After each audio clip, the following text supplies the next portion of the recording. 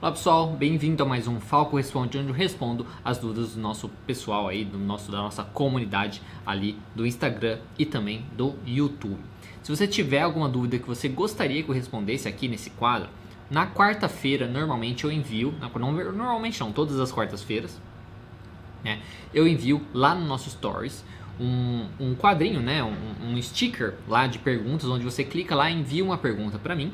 E aí eu colho essas perguntas e respondo depois nesse quadro. Ao mesmo tempo, pelo YouTube, eu faço uma postagem escrita pedindo também a sua dúvida, né? E as pessoas que enviam comentários nessa postagem, eu colho também esses comentários e respondo depois nesse quadro. Então, se você tiver alguma dúvida que você gostaria que eu respondesse nesse quadro, fique atento aí na quarta-feira lá no nosso Instagram, Terapia Cognitiva Online, e também no nosso canal do YouTube, onde eu faço uma postagem escrita. São duas opções aí que você tem para poder responder aqui. Na segunda-feira, normalmente lá no Instagram, eu respondo também um stories do pessoal, mas eu respondo pelo próprio Instagram de uma maneira mais rápida, tá certo? Lembrando que também você pode conferir todas as dúvidas que eu vou estar respondendo na descrição desse vídeo, e tem ali o timestamp de cada uma, onde você pode pular direto para a pergunta que você tem interesse de saber. Às vezes você não quer ver o vídeo inteiro e por aí vai, tá certo? Então vamos lá, a primeira pergunta, né? Vamos começar. Como trabalhar o luto do cliente que já perdura anos? Bom, muito obrigado pela sua pergunta, né? Essa ideia do luto, né? O luto, querendo ou não, tem a ideia lá das fases do luto, né? Da raiva, depressão e tal, negação, né? Que a pessoa passa, né? Se ela já passou, digamos assim, por todas essas fases, já deu tipo um tempo, né? Por isso que nem como você coloca aqui, perdura há anos, né? A pessoa tá há anos com isso. Provavelmente está muito difícil aí uma questão da aceitação mesmo, né? Uma aceitação de que a pessoa se foi, ela não conseguiu desenvolver uma nova vida. Porque quando alguém falece, né? Quando alguém morre, o que a gente precisa fazer é aprender uma nova vida. Digamos assim, é estranho falar isso, mas é uma nova oportunidade para você desenvolver uma nova vida, né? Para você precisa, digamos, se reinventar como pessoa. Principalmente se essa pessoa que faleceu era alguém tipo muito importante na sua vida, um pai, uma mãe que você era muito ligado, um marido, um filho, né, também. Então você precisa meio que se reinventar, né? Não é começar de novo, mas começar outra vida, né? Uma vida nova. Uma coisa que eu digo, né, que o que as pessoas fazem, às vezes ela continua a mesma vida, né? Então vamos supor, se é um marido que faleceu, mas ela continua fazendo as mesmas coisas que ela fazia, né, fazia junto com o marido, aí fica lembrando, né? Fica lembrando ali do marido toda vez que faz aquilo, porque eu fazia isso com ele. Por exemplo, uma coisa bem simples assim, sei lá, assistia Fantástico de domingo. Domingo à noite os dois sentavam ali e ficavam assistindo Fantástico, e ela gostava disso, porque ficava juntinho com ele e tal. E aí ela continua fazendo isso, só que daí ela lembra que ele não tá lá e por aí vai. Então, mudar os hábitos, mudar às vezes o ambiente também pode ser válido. Mudar o ambiente, mudar os hábitos, pode ser muito válido para a pessoa, tá? Então, ter essas pequenas mudanças, né? Por exemplo, se ela sempre cozinhava para a pessoa, aí ela lembra, eu cozinhava para ele. Então, tirar essas coisas que fazem voltar aquela lembrança do fulano e tal, isso pode ajudar bastante. Criar novos hábitos, criar novos contatos também, conhecer gente nova, ter experiências novas, isso pode ajudar muito na superação do luto. Porque normalmente, se perdura anos, é muito provável que seja uma pessoa que está presa nisso, onde ela se mantém fazendo as atividades, mantendo fazendo as coisas que lembrem muito a pessoa. E aí ela acaba sofrendo constantemente com isso, aí fica muito difícil. É muito difícil de aceitar que o outro se foi. E aí tem uma questão da culpa também, dela achar que, por exemplo, ela não pode seguir em frente com a vida dela, né? Porque o outro se foi e tal. Tem que trabalhar essa questão da culpa, entender essa questão da aceitação de que a vida é assim mesmo, a morte faz parte da vida. E é uma oportunidade para você, como eu disse, se reinventar, conhecer, ter outras experiências, entender que passa, que você não é responsável por aquela pessoa ter ido embora e por aí vai. Então é trabalhar mudança de rotina, mudança de ambiente, desenvolver, criar, ter experiências novas aí, conhecer pessoas novas, por aí vai, ao mesmo tempo de trabalhar essa aceitação, entender e essa culpa, se caso tenha, que provavelmente é possível que tenha essa culpa. Então, como trabalhar é isso, né? Mudar a vida da pessoa, ver os pontos que fazem ela lembrar da pessoa, né? Questionar mesmo, assim, que pontos que você lembra no seu dia a dia. Às vezes fazer um registro, por exemplo, né? Registre aí o seu dia como que é, quando você lembrou da pessoa e por aí vai, né? E a pessoa vai fazendo esse registro, aí você pegando esses pontos busca maneiras de mudar alguma coisa, seja mudar uma maneira de enfrentar aquilo ou mudar a situação como um todo. Então tenta fazer de outra maneira ou tenta pensar sobre isso, vamos questionar um pouco esse pensamento, por aí vai, isso pode ajudar, porque é muito provável que as coisas do dia a dia da pessoa fazem ela lembrar, né, do falecido e por aí vai, isso prejudica bastante, certo? Essa é uma dica que eu dou pra você. Próxima pergunta. Tenho uma pessoa com traços de sociopatia, faz terapia, mas ficou pior, está manipulando mais. Tudo que faz de errado é relativizado pela psicóloga, segundo ela. Traz práticas da casa da psicóloga para a nossa. Está difícil depois que foi para a terapia. Bom, primeiramente, né, essa ideia de tem uma pessoa com traços de sociopatia, né? Isso você sabe como, né? Você imagina assim, ou você é terapeuta, né, psicólogo e tal, ou você às vezes já foi realmente, o próprio psicólogo falou que a pessoa tem esses traços, às vezes foi o psiquiatra e tal. É importante saber disso, tá? Porque a gente tem que tomar cuidado com, às vezes simplesmente falar, a pessoa é psicopata, tem um traço não sei o que e tal, sendo que às vezes a pessoa não é, tá? A pessoa pode, às vezes, manipular, às vezes a pessoa pode dizer assim, não necessariamente ela é uma psicopata, né? Então, primeiramente isso, essa é a primeira pergunta que eu coloco pra você. Porque agora, vamos supor que for mesmo, né? Se a pessoa realmente tem traços mesmo de sociopatia e por aí vai. Ela foi buscar, no caso, a terapia, por quê? Por conta disso, né? Ela buscou a terapia por conta desse traço dela. Se for por conta disso, né? O profissional, no caso do psicólogo, psiquiatra, eles já deveriam saber isso, né? E aí pode ser interessante a família, você, o que seja, né? Porque como você coloca, tem uma pessoa, eu não sei qual é a sua relação aí, né? Com essa pessoa. Então, questione isso, né? Questione, vá lá, vá conversar, pergunte, né? Para profissional, entre em contato aí com o psicólogo, com a psicóloga e pergunte isso, né?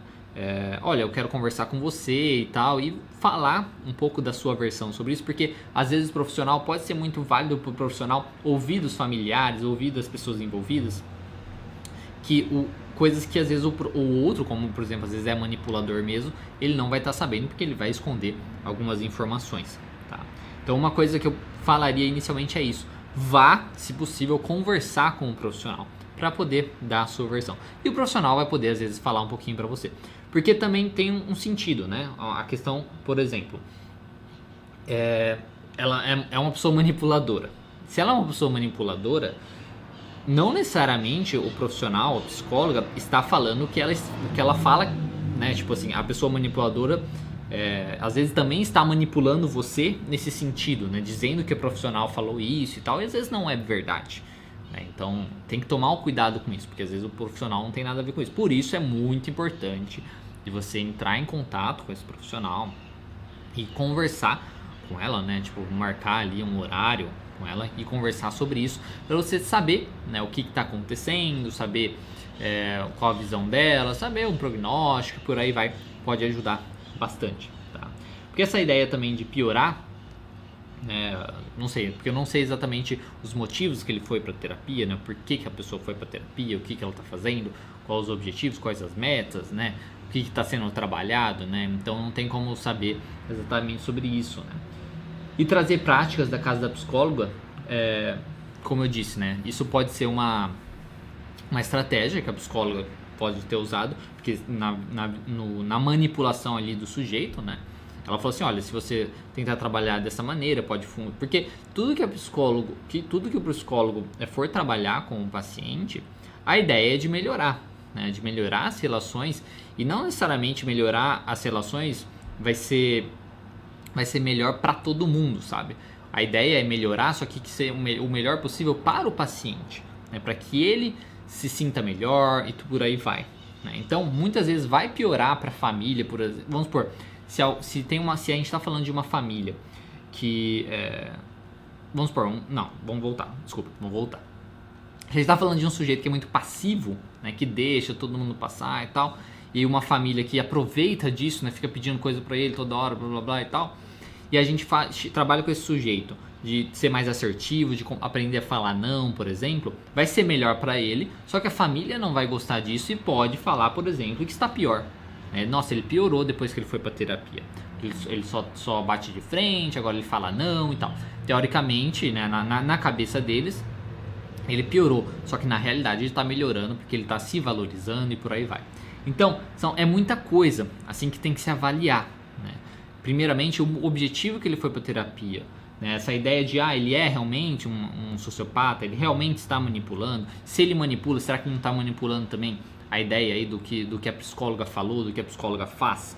Então, para tirar tudo isso, né, para saber todas essas informações, vá conversar, né? Eu acho que é isso que eu tenho para falar para você. Vá conversar com a profissional, né, para você saber o que é que está acontecendo, mostrar o seu lado e por aí vai, que isso pode ajudar bastante, tá? E vamos ver se tem mais alguma coisa. Eu acho que é isso. É basicamente isso que eu teria para falar para você, né? Então a dica que eu tenho é isso. Vá conversar, que talvez você pode ter alguma nova informação aí, que às vezes a manipulação foi atrapalhada e por aí vai, que pode te ajudar, tá bom?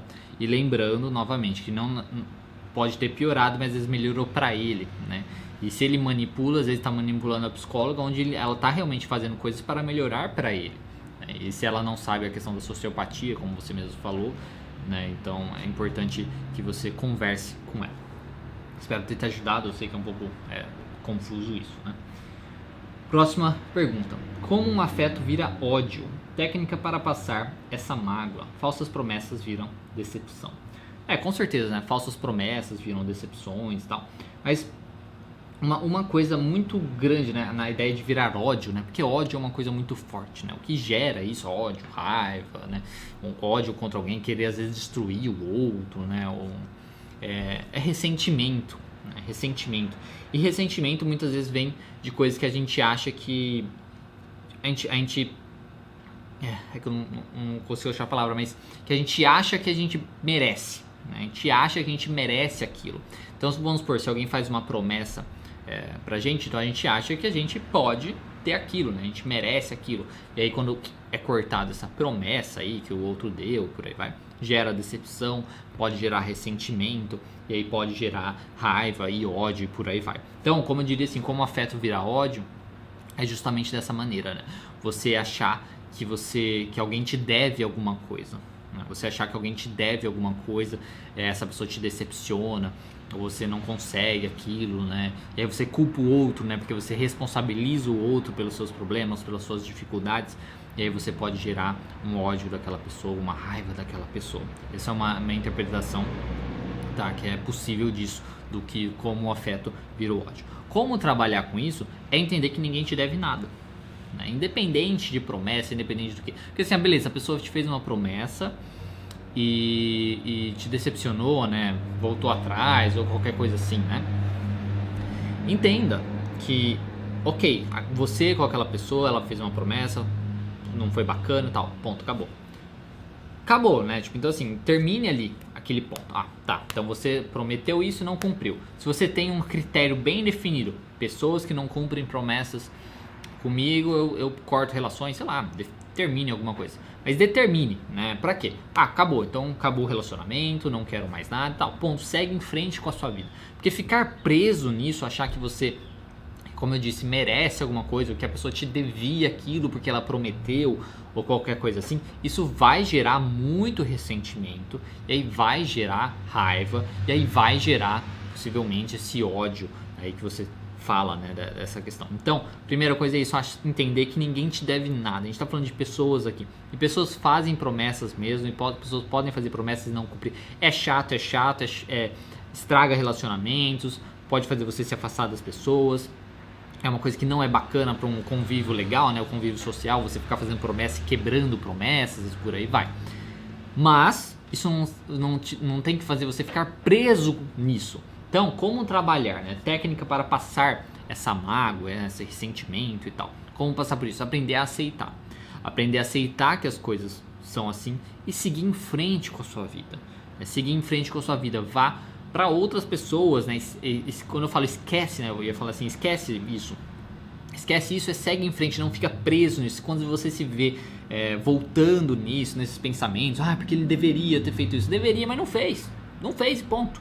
Né? Acabou, segue em frente com a sua vida, continua o que você está fazendo, encontre essas pessoas, conheça outras pessoas e aceite que isso acontece, que isso vai acontecer e que não diz nada. Tá? Você ainda pode encontrar alguém que vai cumprir uma promessa, você ainda pode encontrar alguém bacana e por aí vai. Né? A vida aí tem inúmeras oportunidades, a gente consegue seguir em frente, né? Conhecer outras pessoas, outras oportunidades e por aí vai. Tá? E não ficar preso nisso, é aceitar que as coisas funcionam assim, que às vezes podem acontecer isso, né? E pronto, mas quando acontecer acabou, cortou, segue em frente, elimina, sai da frente, pronto, acabou. Não fica preso nisso, né? Não fica pensando sobre isso, né? E se vier o pensamento sobre isso, foque em outra coisa. Veio o pensamento sobre isso, seu pensamento tá aqui, vira foco em outra coisa. Vira em foco em outra coisa, vai fazer outra atividade, vai conversar com outra pessoa e não fale mais sobre isso também. Não fique comunicando, não fique alimentando isso, esse ressentimento, essa raiva, que só vai piorar esse ódio e por aí vai. Então é a aceitação, basicamente. Um resumão aí, qual técnica maior é a aceitação. E qual técnica a gente usa para essa questão da aceitação? O Mindfulness é o melhor caminho aí, eu acho que é o mais interessante. Né? O Mindfulness, você der uma pesquisada na internet, você vai achar. É uma forma de meditação, uma maneira de enxergar o mundo diferente, onde você trabalha a aceitação, sem julgamento, viver mais no presente. Isso pode te ajudar, certo? Espero ter respondido a sua dúvida. Próxima pergunta. O que você pensa sobre escolher um nicho não limita a atender outras demandas? Bom, quando você fala em escolher um nicho, né? Porque a gente fala muito de escolher nicho quando a gente está falando de promover conteúdos, né? Sei lá, promover conteúdo de internet, por aí vai. Você vai escolher um nicho e para melhorar o seu, digamos, o alcance e tal. Mas você pode fazer isso também, escolher um nicho na questão profissional. Por exemplo, você pode se especializar em falar sobre burnout. Né? Então você vai escolher um nicho de falar, por exemplo, para empresas. Então você vai trabalhar mais com pessoas, vai oferecer mais o seu trabalho para pessoas de empresários, que para você ensinar, né, para eles evitarem o burnout nos funcionários deles, dar palestras em empresas ou trabalhar com os funcionários que estão aí na ideia do burnout e tal. Ou você pode ter um nicho, por exemplo, de trabalhar com crianças autistas, né, e você fazer cursos específicos para isso, para trabalhar com autismo e por aí vai, né? Então, eu acho muito bom, tá? Por que eu acho bom? Por exemplo, como eu disse o exemplo do autismo, eu não trabalho com crianças autistas, tá? Porque eu não busquei mais conhecimento sobre isso. E pensando no sentido assim, quem pode ajudar mais uma criança autista? Quem fez um curso, quem se especializou mais nisso, quem fez mais, sabe, buscou mais conteúdo sobre isso, trabalha mais com isso, tem muito mais experiência nisso, ou eu, né? Tipo, que tudo bem, posso conseguir trabalhar com isso, posso trabalhar com uma criança autista, posso buscar lá livros e tal, só que não é o foco do meu trabalho. Então a pessoa que tem mais especialidade nisso, né, ela vai ter uma melhor, vai ter uma resposta melhor ali com aquele paciente. Então eu acho muito interessante, porque é igual você, sei lá, um médico, né, ser um médico geral, você tem um foco, o cardiologista, ter o psiquiatra e por aí vai. Né? Então eu acho muito bom isso, você ter um foco, porque você se especializa naquilo, você não precisa ver vários assuntos de várias coisas. Mas você pode, como todo médico, ele também é um médico geral, né? Então você também pode trabalhar com tudo. Mas então não tem problema nenhum. Essa ideia de limita atender outras demandas não chega a limitar, né? Porque assim, você pode, digamos, fazer um monte de curso, workshop, gostar bastante de trabalhar com ansiedade, por exemplo. Então, sou especialista em transtorno de ansiedade, tá? Vai trabalhar só com transtorno de ansiedade. Chega alguém com depressão, na realidade, muita gente que tem ansiedade tem depressão, né? Então, você vai ter que trabalhar ao mesmo tempo, né? Então, já entra nisso aí. Mas se limita a atender outras demandas, não limita porque você pode chegar, pesquisar e tal, tá? Eu acho bacana, tá? Você focar em uma coisa porque você pode... É mais fácil a questão do estudo e por aí vai, mas também de uma coisa mais específica, como eu disse, o autismo, pessoas que às vezes focam em transtorno de personalidade, pessoas que focam às vezes em bipolar, borderline, por exemplo, né? Tem terapia dialética, né? Por exemplo, comportamental dialética, que é muito mais focada para pessoas que têm o transtorno borderline, por exemplo, né? Então, quem gosta de trabalhar com esses sujeitos, né? Ela vai, digamos, ter esse nicho, né, de clientes ali mais borderline. Então, assim, eu acho tranquilo, eu acho bacana, eu acho que é interessante para a profissão, porque por conta disso, né, de você poder encaminhar para o melhor profissional possível, né, e você não precisar trabalhar também com todos os casos, caso você não se sinta bem trabalhando com aquilo, por exemplo, transtorno de personalidade, ou borderline, ou esquizofrenia, por exemplo. Às vezes você não se sente bem trabalhando com aquilo, às vezes você acha que você não vai conseguir ajudar aquele paciente, por aí vai. E você encaminhar com pessoas que trabalham, que têm uma experiência maior, que tem esse nicho, né, de trabalho, pode te ajudar o paciente. Então, é uma coisa boa, eu considero. Se limita, eu acho que não. Eu acho que não, porque eu acho que a gente tem que trabalhar meio que em conjunto todo mundo. Então, o profissional que vai trabalhar com aquilo, ok. O profissional que vai trabalhar com outra coisa, aquilo lá, ok também. Aí você pode trabalhar com o que você quiser. E você pode trabalhar com tudo também. Eu acho que não tem a necessidade disso. Quando a gente fala do nicho, porque tem maneiras diferentes também de ver aí, né? Porque tem o nicho na ideia do transtorno, de você pensar assim, o transtorno que você vai trabalhar, né? Então, eu trabalho mais com esse transtorno e tal. Inicialmente você vai realmente ser um geral aí, ponto, né? Eu mesmo não tenho um nicho. O meu foco é abordagem de terapia cognitivo-comportamental, ponto. Então, eu trabalho com todos os transtornos e uso a terapia cognitivo-comportamental. Não tem essa necessidade, né? Mas eu não tenho, por exemplo, o meu foco não é trabalhar em empresas, né? Eu não falo para empresas, eu não falo em igrejas, sei lá, eu não falo com essas pessoas. O meu foco é trabalhar no consultório, com pessoas X, entendeu? Tem todas essas questões. E você pode definir o nicho, por exemplo, na questão do grupo de pessoas que você quer trabalhar. Eu trabalho mais com mulheres, né? E por aí vai. Nesse sentido, também pode ser bacana. Eu acho o problema de limitar é se for uma coisa muito específica a uma característica da pessoa, né? Aí eu acho sacana, assim. Eu acho meio chato, meio estranho, né? Mas cada um problema. Eu acho, opinião minha, tá? Não venham me atacar por conta disso, mas eu acho estranho, por exemplo, pessoas assim, eu só atendo homossexuais, tipo uma coisa assim. Eu só atendo mulheres, ou eu só atendo mulheres vítimas de não sei o que lá, né? Aí eu acho meio estranho, tá? Mas é uma opinião minha, então não sei. Então, na realidade essa pergunta acho que já deu muitas variações, né, do que eu acho sobre ela. Na questão de nicho de transtorno, como eu disse, eu acho que pode ser interessante, como eu disse, por questão de autismo, pessoa que trabalha especificamente com autismo, pessoa que trabalha especificamente com borderline. Então isso eu acho que é interessante, porque a pessoa se especializa naquilo e ela pode ajudar mais aquele indivíduo, né, ajudar mais aquela pessoa. Então eu acho muito interessante. E na questão de, por exemplo, trabalhar com empresas e tal, também acho que pode ser interessante, porque às vezes você tem um jeito diferente de falar. Então você é uma pessoa que fala mais, por exemplo, com o pessoal da comunidade, por exemplo. Então você se daria melhor falando com o pessoal do grupo de igreja, por exemplo, assim, né? Ou não, você é uma pessoa que fala mais assim, dinâmica, blá blá blá blá blá blá, e pode falar muito bem em empresas. Então isso pode ser interessante também. Do seu jeito, você identificar o nicho de clientes, né, quem você se identifica mais. Mas não que você vai falar assim, sou psicólogo de empresas, né, mas você simplesmente vai direcionar para isso. O que eu não acho bacana é quando é muito direcionado. Trabalho só com homossexuais, né, atendimento para homossexuais, uma coisa meio... Sei lá, isso aí eu acho meio estranho, né? Eu acho que aí você limita de uma coisa estranha, né? Agora você, na sua prática, ir direcionando naturalmente, né, a um ponto que as pessoas te procurem isso. Porque assim, pode isso também, você ser um profissional que trabalha muitas demandas de mulheres, por exemplo, mulheres que foram abusadas e qualquer coisa assim, e automaticamente isso vai ser, mas daí você não vai se intitular, entendeu? Tipo assim, eu sou psicólogo de mulheres abusadas, né? Você não vai fazer isso. Então é uma coisa de naturalmente isso acontecendo. Na questão, como eu disse, de limitar, atender outras demandas, eu acho que não. Eu acho que você vai aprendendo aí, se você tiver uma abordagem específica, seja psicanálise, terapia cognitiva, psicodrama, o que seja, você vai aprender a trabalhar com todas as demandas e aí você vai direcionando, tá? Sei que foi uma resposta meio longa aí, talvez um pouco confusa, mas espero ter te respondido. Qualquer coisa, envia lá no Instagram pra gente, por mensagem. Como a música pode ser um auxílio na TCC?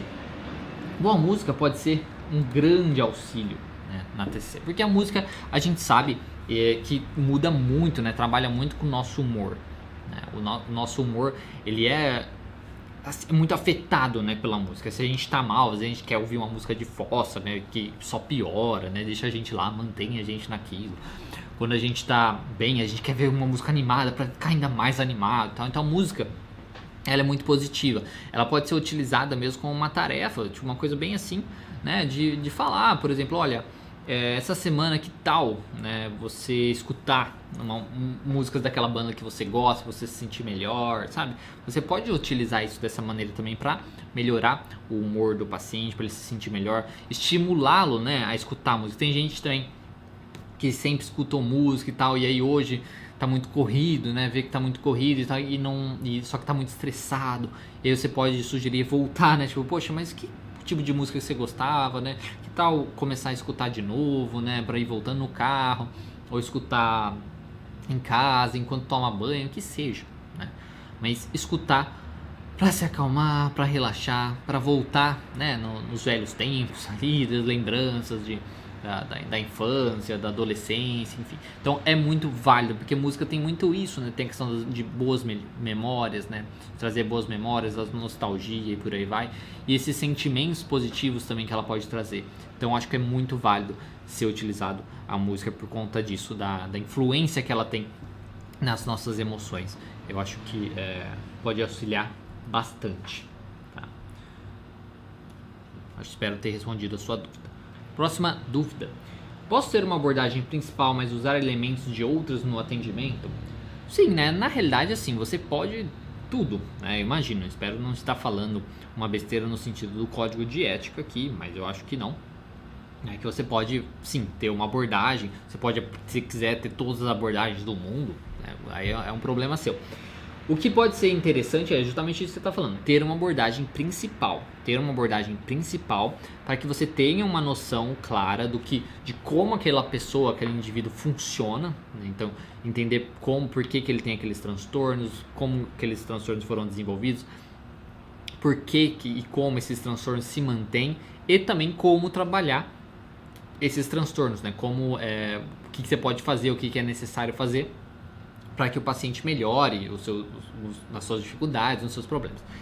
Ter uma abordagem principal é excelente, e eu acho que é muito importante por conta disso, precisa ter uma visão clara daquilo.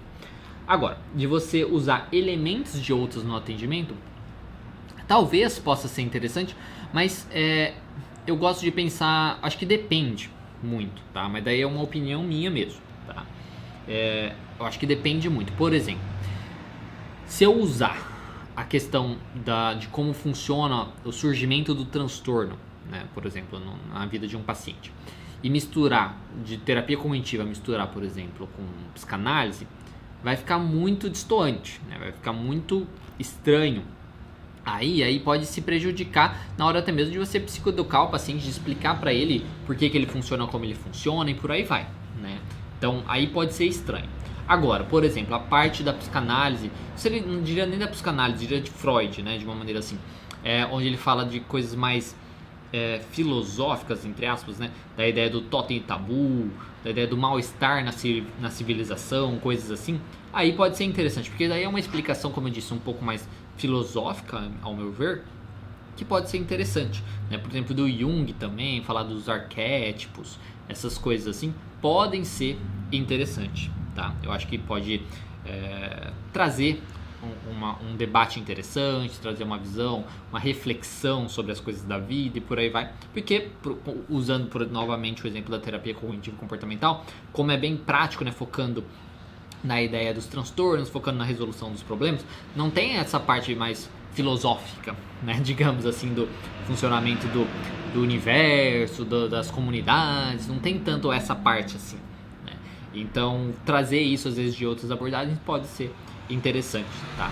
Então, como eu disse, é uma opinião minha, eu acho que varia, depende de como, eu acho que a resposta que eu daria pra você é isso, depende de qual parte dessas outras abordagens que você está querendo utilizar. Se for uma coisa muito específica, assim, de como as pessoas funcionam, ou da parte de como trabalhar aquele indivíduo, aí vai combater demais, né? Aí pode ficar um pouco confuso, porque daí você vai trabalhar, como que eu vou trabalhar na parte cognitiva ou na parte da psicanálise, entendeu? E às vezes o modo do trabalho é bem diferente, então pode aí confundir um pouquinho. Mas se for em partes maiores assim, eu acho que não tem problema nenhum. Tá certo? Essa é a minha opinião. Próxima pergunta. Precificação, formas de pagamento, por sessão, por pacote, despesa fixa no consultório. O que você quer saber exatamente sobre isso, né? Porque assim, a ideia de precificação, existe uma tabela lá, acho que é no site do conselho mesmo de psicologia, que tem uma tabela lá da média de valores sobre atendimento e tal. Você pode usar essa tabela como base para o seu atendimento. Mas o que a gente observa é que varia muito do local, né? Varia muito do local. Por exemplo, na cidade de São Paulo, o quanto que um psicólogo, né, um profissional cobra o valor da sessão é bem diferente numa cidade pequena, como aqui na cidade, né, Presidente Prudente, ou numa cidade menor, ou em outro estado e por aí vai. Então você tem que meio que avaliar como que funciona aí na sua região. Importante saber também você se valorizar, né, como profissional e saber que você tem o seu valor, né? Tem gente que pode achar caro e por aí vai, mas cada um tem o seu valor, seja a ideia que você fez uma faculdade, você se formou, né? Você estudou aquilo por 5 anos, você não é qualquer um, né, que está falando aquilo, você não fez um curso de um final de semana para poder falar sobre alguma coisa, né? E ao mesmo tempo que você, na teoria, estuda mais, né, sobre esse assunto também fora ali da faculdade, buscou às vezes uma especialização e por aí vai, e tudo isso tem o seu valor, né, que é o conhecimento, né, o quanto você consegue passar esse conhecimento e ajudar a pessoa a melhorar. Então a ideia de precificação é isso, né, vai depender do local e por aí vai. Não acho bacana falar assim, eu cobro isso e tal, né, no caso aqui para vocês, porque não tem muito sentido isso, porque cada profissional é de um jeito. E formas de pagamento, eu acho que é tranquilo, né? Tipo, tem gente que paga por sessão, tem gente que paga... Quando eu falo pacote, eu, pelo menos, não costumo fazer pacote, né? Eu não faço pacote, tipo, se você... É porque quando fala pacote, dá a impressão que é com desconto, né? Tipo assim, se você fizer tantas sessões, eu te dou desconto. Isso eu não faço. Mas uma coisa que eu costumo fazer, tipo, por exemplo, paga a cada 4 sessões, tipo alguma coisa nesse sentido, né? Isso seria o pacote, um valor mensal, digamos assim, mas não que tenha um desconto ou qualquer coisa assim. Então pode ser por sessão ou pode ser dessa maneira. Então isso é uma coisa que dá para fazer, né? Tem gente que prefere que pague antes, né, e tal, porque tem gente que às vezes dá calote mesmo, né? Então tem que às vezes tentar se prevenir dessas maneiras. As despesas fixas, né, de consultório, despesas normais, né? Por exemplo, água, luz, tem o alvará também, né? Tem que ter alvará, se bem que agora eu não sei se precisa mesmo ter o alvará, então, mas enfim, tem o alvará, tem a questão do bombeiro, enfim, tem várias coisas, tem o CRP também. Se você tiver uma empresa, você vai ter que ter o CRP da empresa, né? Então tem todos uns gastozinhos assim, chatinhos, né, que você tem que ter, além do aluguel, se você não tiver a sua própria sala e por aí vai. Então são gastos assim consideráveis, tá? Quando a gente vai pensando assim, por isso que eu falo, até em alguns vídeos que eu falei de dando dicas para pessoas que estão começando, assim, estudantes e tal, falo na ideia de que nos primeiros, às vezes no primeiro ano, por exemplo, é muito provável que você vai meio que pagar para trabalhar, né?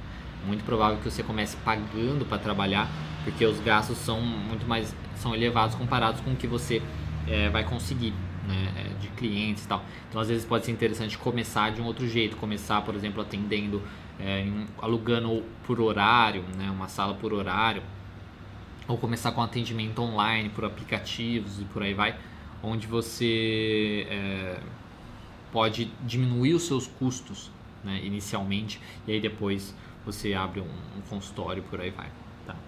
Mas é isso que eu tenho para falar. Não sei exatamente qual dúvida, se você queria que eu falasse para você o preço, né, essas coisas, como pagar e tal, as despesas fixas, mas é isso que eu tenho para falar para você. Qualquer coisa, manda lá no Instagram também por mensagem que eu respondo. Próxima pergunta. Dicas para estudantes que querem se especializar em neuropsicologia. Bom, o que eu diria pra você, né, se você quer se especializar em neuropsicologia, se você ainda tá na fase aí no colégio, né, no colégio não, na faculdade de psicologia e tal, você quer se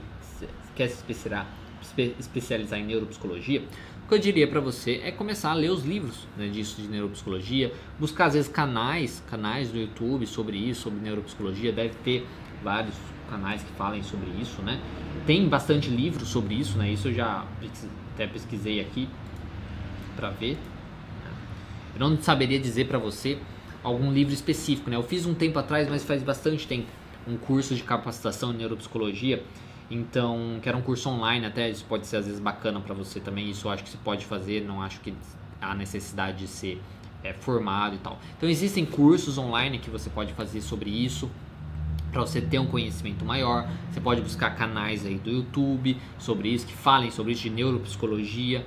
Você pode buscar livros, como eu disse, né, também para ler e sobre isso, que só buscar lá neuropsicologia e ponto, tá? Dicas específicas para quem quer trabalhar com isso, eu não saberia dizer, né? Eu acho que é estudar, né? Independente, mesmo se você chegasse para mim e falasse assim, dicas para quem quer se especializar em terapia cognitiva, aí eu falaria às vezes alguns livros específicos, né? Comece lendo esse livro e por aí vai. Mas também não tem muito o que falar, a não ser tipo, vai buscar assunto, né? Vai ler, vai ver artigos, vai ler livros, vai fazer cursos, vai buscar canais do YouTube quando eles possam ensinar aí às vezes de uma maneira mais didática, né? Diferente às vezes dos livros e por aí vai. Tá? Então essa é a dica que eu tenho pra você. Infelizmente eu não tenho nada, sei lá, um canal específico, um livro específico pra falar, porque como não é minha área principal, né, de trabalho e tal, não tenho aqui na cabeça, não tem nenhum que eu lembro para poder passar para você, tá? Mas a minha dica é isso, pesquise e estude, basicamente isso, ok? Desculpa se não respondi direito a sua pergunta. Próxima pergunta, como avaliar a justiça social do cliente? Bom, a parte de justiça social do cliente, a gente vai avaliar durante, na realidade, quando a gente vai fazendo a avaliação, né, das outras áreas da vida, já pode aparecer alguma coisa, né? A ideia de como que ele vê o mundo, né? Como que ele vê a questão da justiça no mundo, como que o mundo funciona, né? E por aí vai. Mas como avaliar isso, você pode chegar e perguntar mesmo, né? Tipo, como é a sua visão sobre o mundo, né? Você acha que o mundo é de uma maneira justa? Você acha que o mundo é uma maneira ok? Você acha que o mundo é injusto? Né? O que você pensa sobre isso? O que você pensa sobre a sociedade? Né? O que sabe? Questionar mesmo diretamente, caso não apareça, como eu disse, meio que de maneira espontânea nas outras áreas da vida, porque às vezes pode aparecer nas outras áreas da vida. Quando você estiver falando da familiar, quando você estiver falando da profissional, às vezes ele pode falar sobre essa questão do funcionamento da sociedade, com o que ele pensa sobre isso, das coisas serem injustas e por aí vai, pode aparecer espontaneamente, e aí você já, digamos, direciona ali e pega informações sobre isso. Se não aparecer de jeito nenhum, você pergunta diretamente, né? O que você pensa sobre a questão do funcionamento da sociedade, o que você pensa sobre o mundo, né? Você pensa se é um lugar justo e por aí vai, né? Então, você pode ir questionando diretamente sobre isso, tá? Mas na minha experiência, normalmente aparece espontaneamente, tá? Conforme a gente vai conversando sobre várias áreas da vida aí, começam a aparecer, tá? Por exemplo, quando a gente fala na questão de relacionamento, às vezes a pessoa já começa a falar, tem gente que já fala, por exemplo, que não acho que a gente tem que ter filho, porque o mundo tem muita gente no mundo e acho que isso é errado e tal. Isso aí já é uma questão, uma noção social, né, do como ele vê a ideia da sociedade, que você não pode, que ele acha às vezes injusto, né, às vezes ele acha injusto a ideia de ter filhos, que tem muita criança aí abandonada, muita criança e tal. Então, várias áreas ali da vida pode aparecer alguma coisa relacionada a isso. Se não aparecer, pergunte diretamente para o cliente, tá certo? Próxima pergunta. Podemos pedir ao nosso psicólogo se nos pode ensinar determinado assunto em que tenhamos dificuldade de lidar com ele no nosso dia a dia? Bom, com certeza, né? Isso aí entra na questão das metas, né? Porque até mesmo, por exemplo, quando a gente fala de terapia cognitivo-comportamental, a ideia de perguntar pro cliente como foi a sua semana, se tem alguma coisa que vai acontecer na próxima semana e tal, ele pode trazer isso já, né? Tipo, porque eu tô tendo dificuldade de falar com a minha mãe, tô tendo dificuldade de fazer isso, tô tendo dificuldade de fazer aquilo. no dia a dia dele. Então isso é um assunto para ser trabalhado, aí você vai colocar ali na agenda, o profissional vai colocar na agenda dele, falar assim, então vamos discutir sobre isso, vamos falar sobre isso, então sem problema nenhum. Então você tem esse direito, eu acho que até faz parte, na verdade, do tratamento, você pedir ajuda para trabalhar alguma coisa específica ali do seu dia que você está tendo dificuldade. Eu acho que isso faz parte das metas, dos seus objetivos e por aí vai. Claro que se a gente está falando aqui de uma outra linha de terapia, porque eu estou falando baseado em terapia cognitivo-comportamental, se a gente está falando de outra linha de terapia, aí eu não sei dizer se existe isso, né? Porque algumas linhas, eu já vi casos onde, por exemplo, uma pessoa tinha, sei lá, fobia, né? Tinha fobia de um bicho específico, né? Acho que era lagarto, tinha um bicho específico, e quando comentou, né, com o profissional, falou assim, porque eu tenho fobia disso, eu quero trabalhar isso, né? O profissional falou assim, então a gente vai trabalhar, isso vai sendo trabalhado com o tempo.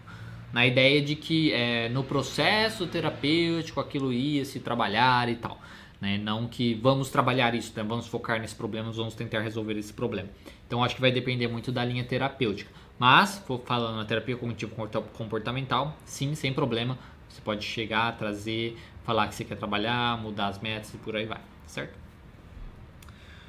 Próxima pergunta. Pessoas com traços de transtornos de personalidade podem cursar e exercer a profissão de psicologia? Com certeza, né? Na verdade, qualquer pessoa pode cursar psicologia e exercer a profissão, né? Até uma pessoa, sei lá, com esquizofrenia pode fazer isso, né? Não tem nenhuma restrição, né? Digamos, pensando assim, eu falo no caráter legal da coisa, né? No caráter legal da coisa, qualquer um pode fazer isso, né? Ninguém vai ser impedido de fazer alguma coisa. Na ideia de poder assim, de ser benéfico, né, de ser bacana, qualquer coisa assim, quando a gente está falando de transtorno de personalidade, também acho que não tem problema nenhum, desde que a pessoa faça um trabalho, né, faça um tratamento, porque é muito complicado, é a mesma coisa assim, se a gente estiver falando de uma coisa, por exemplo, uma depressão ou um transtorno de ansiedade. Se a pessoa tem um transtorno de ansiedade muito forte, um pânico, por aí vai, e ela não trata, né, fica muito difícil dela tratar uma outra pessoa que tem esse transtorno também. Porque é aquela coisa, né? Fale o que eu falo, não faça o que eu faço. Né? Você precisa ser um exemplo para aquilo. Né? Então, para você, se você tem transtorno de personalidade, qualquer transtorno que seja, né, de personalidade aí, tem que, no mínimo, estar fazendo um tratamento para isso.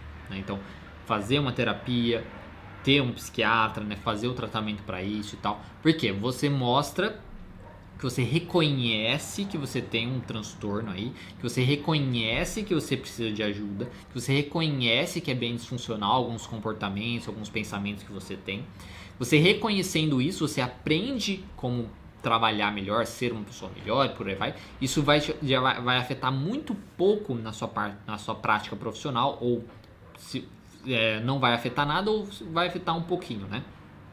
Então pode afetar muito pouco na sua prática profissional, porque você já vai estar, digamos, em tratamento, né, melhor e tal. E ao mesmo tempo, se você atender pessoas parecidas, né, com transtornos parecidos, né, ou transtorno parecido com o seu, igual ao seu, você vai poder também trabalhar melhor com essa pessoa, porque você já vai ter trabalhado com você também. Isso é muito benéfico, que você vai poder ajudar. Então, assim, pessoas com traços de transtorno de personalidade podem cursar e exercer a profissão de psicologia? Sim, tá? Com certeza. Desde que você faça o tratamento para o seu transtorno, para o seu pensamento disfuncional, para o seu comportamento disfuncional. Se você é uma pessoa que não se importa com isso, não sabe, fala assim, eu não preciso disso, por exemplo, fica muito difícil, porque como você vai atender alguém se nem você valoriza a sua própria profissão, tá certo?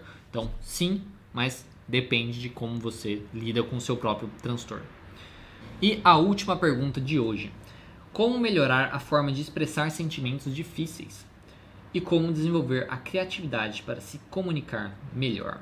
Bom, para melhorar a forma de expressar sentimentos difíceis, né? Vamos pensar aqui. Como melhorar uma forma de expressar sentimentos difíceis? Bom, isso é uma coisa que eu acho que pode funcionar muito bem, que ajuda, é aprender a ser mais assertivo, né? Então, primeiro aprender a ser mais assertivo. Não, aliás, antes de você aprender a ser mais assertivo, você precisa aprender talvez a identificar melhor seus sentimentos. Porque às vezes é difícil de você expressar sentimentos difíceis porque às vezes você não sabe identificar os seus sentimentos também. Você não sabe identificar corretamente o que você está sentindo e por aí vai. Então, primeiramente, você precisa aprender cada sentimento, né? Então, busque estudar sobre isso, busque fazer às vezes uma terapia sobre isso, né? Para falar sobre isso, para você aprender a identificar, não, eu estou sentindo raiva, estou sentindo tristeza, estou sentindo ansiedade. Para você saber identificar quando você está sentindo aquilo, você poder saber o que é que você está sentindo. Ao mesmo tempo, você trabalhar aí a identificação dos seus pensamentos, porque às vezes a gente confunde, tá? A gente confunde aí pensamentos com sentimentos, com emoção. Então, às vezes o que você está querendo expressar e tal não é o sentimento, às vezes é o seu pensamento. Por exemplo, não quero que você vá embora, ou tenho medo de te perder, né? Qualquer coisa assim, tenho medo de ficar sozinho. Às vezes o que está te incomodando mais são os pensamentos, não necessariamente os sentimentos, ou é tudo junto. Então, aprender a identificar, dar um nome para as suas emoções e aprender a identificar também os seus pensamentos. É a primeira coisa que você tem que fazer. Como fazer isso? Você pode buscar estudar mais sobre as emoções, por aí vai. E na questão dos pensamentos, você começar a se questionar. O que pode estar passando na minha cabeça agora? Quando você estiver mal, se sentindo mal, você perguntar o que pode estar passando na minha cabeça, ou o que está passando na minha cabeça, e anote isso por um tempo, aí por uma semana que seja, até você se acostumar com isso, tá? Até você se acostumar com essa habilidade, né, que eu falo assim, de questionar o pensamento e tal. Aí você vai ter uma listinha ali dos seus pensamentos mais comuns, o tipo de pensamentos mais comuns que você tem, e aí pode te ajudar nisso. Então, primeiramente é isso. Depois você identificou, você sabe identificar, tal, fica muito mais fácil de você expressar. Porque se você já sabe como expressar, é só expressando. E se você tiver uma dificuldade para expressar, aí entra a questão da assertividade. Aí você pode aprender a assertividade, que é aprender, digamos, a expressar o que você sente, expressar o que você pensa, expressar o que você quer, suas vontades, seus desejos, seus medos que você não gostou, aprender a falar não. Tá? Seria isso, a assertividade ela fica no meio aí, entre a passividade e a agressividade. Alguém que consegue falar o que quer falar, né, sem machucar o outro, simplesmente defendendo seus direitos e por aí vai. Para trabalhar a assertividade, novamente, você pode buscar vários assuntos sobre isso, treinar isso, né, fazer como na terapia também, enfim. Tem várias maneiras de você trabalhar com isso. Isso é inicialmente... Aqui mesmo no nosso canal tem vários vídeos sobre assertividade e no nosso Instagram também tem algumas coisas sobre assertividade lá que talvez pode te ajudar. Na questão do como desenvolver a criatividade para se comunicar melhor. A criatividade é uma coisa um pouco mais difícil de você se desenvolver, né? Porque é uma coisa que a gente vê que é mais desenvolvido na infância, né?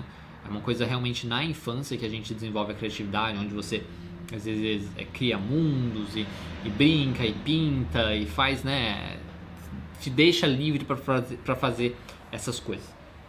Na ideia de você desenvolver a criatividade no dia de hoje, o que eu diria, eu não falaria de desenvolver a criatividade, mas talvez aumentar os seus conhecimentos, aumentar as coisas assim para você aprender a se comunicar melhor, é ver mais coisas mesmo, né? Você lê mais livros, ter um vocabulário maior, você ver mais também filmes, séries, coisas de arte, né? Ver realmente coisas de arte talvez possa estimular uma questão de criatividade. Música também, se envolver com música, tocar algum instrumento, todas essas coisas podem estimular um pouquinho essa questão criativa de você ter uma visão maior, né? Porque a criatividade às vezes é muito isso, né? A pessoa conseguir ter uma visão maior, né? Além do normal, né? Então você ter um contato muito grande com muitas coisas pode ajudar nisso, a desenvolver isso. E aí pode ajudar você a se comunicar melhor. Agora, não sei se necessariamente tem essa correlação, né? Se você fala assim, desenvolver a criatividade para se comunicar melhor. Não é a criatividade que vai fazer você se comunicar melhor, basicamente mais a assertividade, como eu disse antes, né? Que você aprender a reconhecer os seus sentimentos, os seus direitos, reconhecer o que você pensa e tal, e conseguir expressar isso sem tanto prejuízo.